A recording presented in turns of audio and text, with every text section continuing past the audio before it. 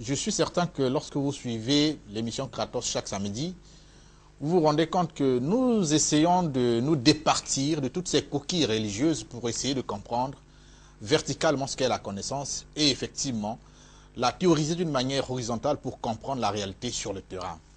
L'émission Kratos se fait ce devoir encore aujourd'hui, oh Dieu merci, de vous faire venir M. Abdoul, que vous aviez suivi il y a à peu près 4 ans, avec qui on avait fait coup sur coup des émissions qui ont été presque diffusées dans le monde entier. Lui-même en est le témoin vivant. Il est allé au Maroc, invité par quelqu'un qui a suivi cette émission Kratos. Rappelez-vous ces contradictions entre musulmans et chrétiens sur ce même plateau de Kratos. Il est encore allé en Europe parce que, bien sûr, invité par ceux qui ont suivi ces cassettes, encore que ces cassettes avaient été vendues à la gare du Nord à Paris comme des bouts de pain.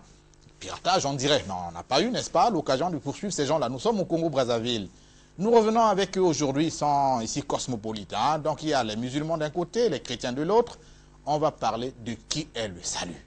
Quand on va chez les chrétiens, bien effectivement, vous avez deviné, il s'agit de Jésus-Christ. Mais chez les musulmans, il y a Mohammed, hein? N'est-ce pas? Alors, mais au moins, c'est qu'il y a une religion qui est au-dessus de l'autre par le fait de l'existence. Le christianisme est apparu avant l'islam. Je crois que personne ne me contredira. Aujourd'hui, donc, on est avec eux sur ce plateau pour voir qui apporte réellement le salut sur terre.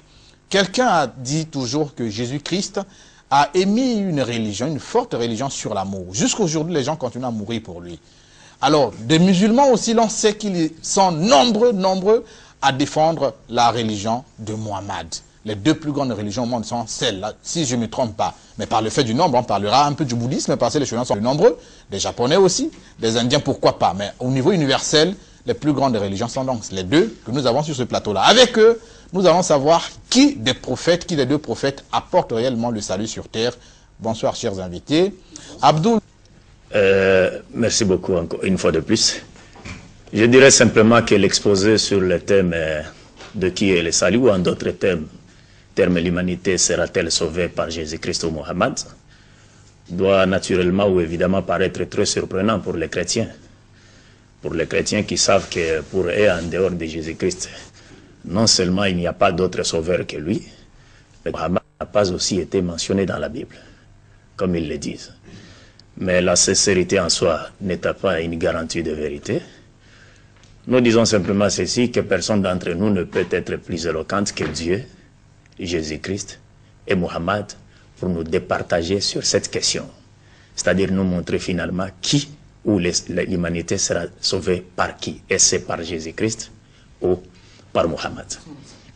Au lieu de continuer, n'est-ce pas, à tirer les draps de son côté, nous ferions donc mieux, n'est-ce pas, de nous référer à leurs propres propos pour nous départager sur cette question.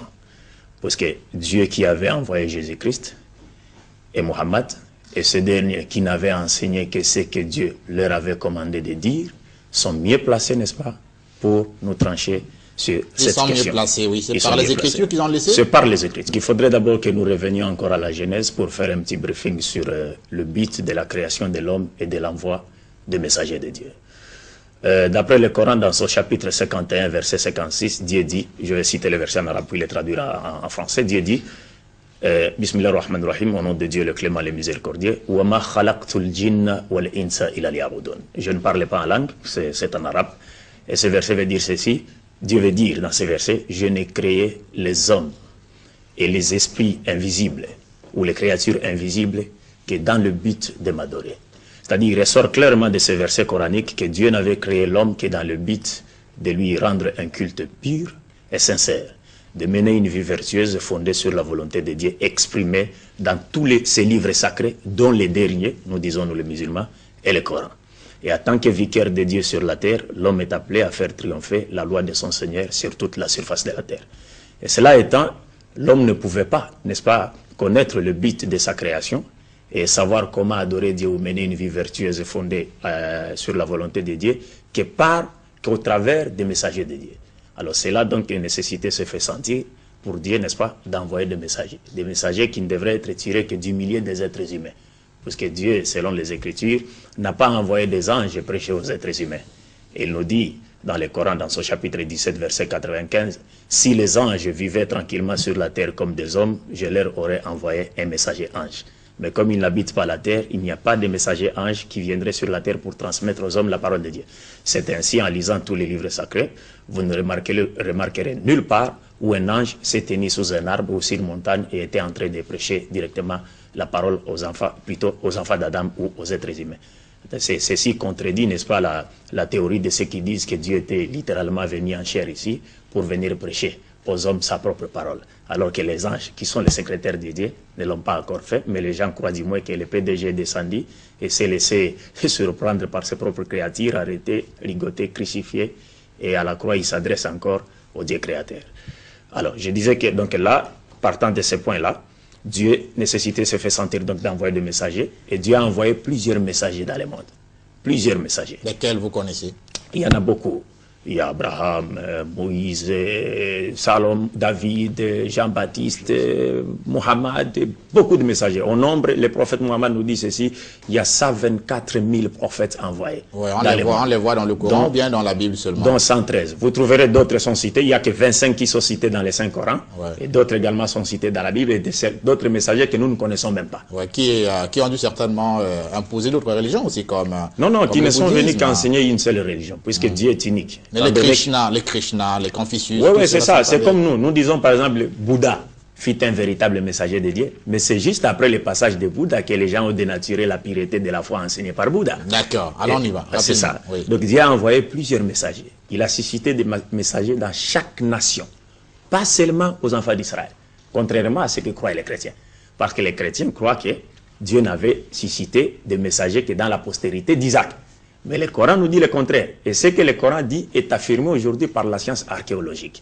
C'est-à-dire, Dieu dit au 16e chapitre du Saint-Coran, verset 36, « Je suscitais des messagers dans chaque nation. » Chaque nation, chacune des nations avait reçu la visite d'un messager de Dieu. L'archéologie le confirme.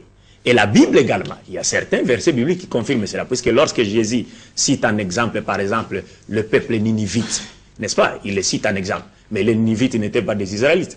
Mais ils avaient reçu comme messager de Dieu Jonas, qui leur avait exhorté à la repentance. Et après s'être décidé d'abandonner leur turpitude, Dieu était revenu sur sa décision et ne les avait plus punis.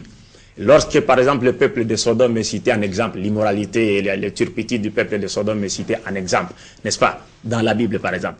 Le peuple de Sodome n'était pas des Israélites. Et les messagers que Dieu leur avait envoyés étaient Lot. Oui. Donc Dieu a suscité des messagers partout. Mais, par contre, Dieu avait promis une chose. Il a dit que c'est par Abraham que toutes les familles de la terre seront bénies ou sauvées. C'est-à-dire, c'est de la postérité d'Abraham que Dieu suscitera un messager par qui l'humanité tout entière sera sauvée. Et c'est lequel? Et c'est sûr, maintenant c'est sur l'identité de ces messagers que les chrétiens, les musulmans se divisent. Voilà, maintenant c'est là la division. Oui, allons-y à l'identité, effectivement, les chrétiens de ce prophète. Les chrétiens disent qu'il s'agit de Jésus, oui. Et les musulmans disent non, il s'agit plutôt de Mohammed. Oui.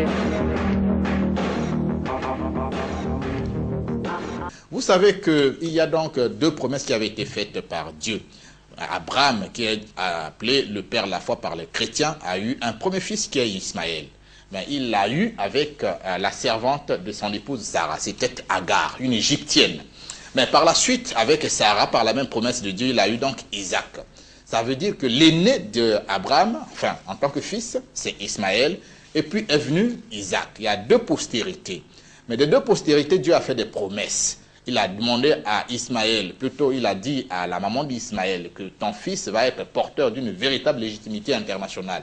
C'est-à-dire de tenir par lui un véritable monde qui va fouler certainement les extrémités de la terre. Maintenant, essayer de comptabiliser ou de dénombrer les musulmans à travers le monde, ils sont tellement astronomiquement nombreux et donc on ne sait pas vraiment si la promesse tient bon. Du côté d'Isaac, on a dit qu'on fera de toi le maître des nations. Alors aujourd'hui, vous avez l'église chrétienne qui est aussi certainement une grande nation parce que c'est la première église, ne fût-ce que par l'influence internationale, parce que tout se décompte à partir, bien sûr, de ce qui avait été choisi par les vieux maîtres, les vieux abbés, les vieux prêtres. Vous avez le calendrier grégorien aujourd'hui, il est tout à fait chrétien.